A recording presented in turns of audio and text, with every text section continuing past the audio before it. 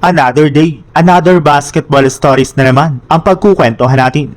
At ngayon nga ay pag-uusapan natin ang balitang may request na nga po si Stephen Curry sa JSW at ang balitang ginulat nga po ni Lebron, ang Los Angeles Lakers.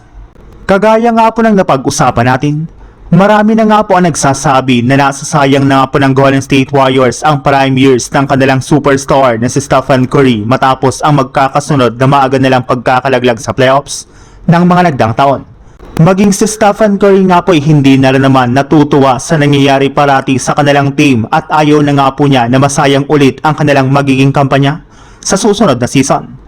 Kaya ito na nga po ang mismong rason bakit si Stephen Curry na nga po ang nakipag-usap at nag-request sa front office ng JSW na tigilan na nga po ng kanilang team na kumuha ng mga rookie o mga batang players.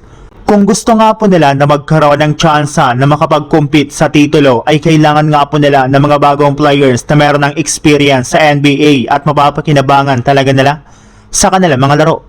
Kita naman nga po ninyo na hindi nga po naging maganda ang kinalabasan ng kampanya ng Warriors sa nakalipas na mga taon simula nang kumuha sila ng mga batang players sa NBA draft.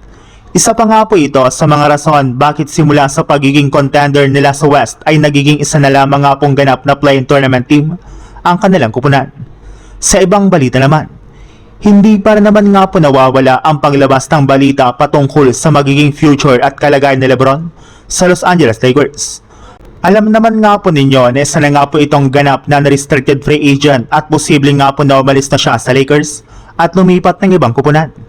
May mga teams na rin naman nga po ngayong off-season na willing siyang kunin at bigyan ng bagong kontrata.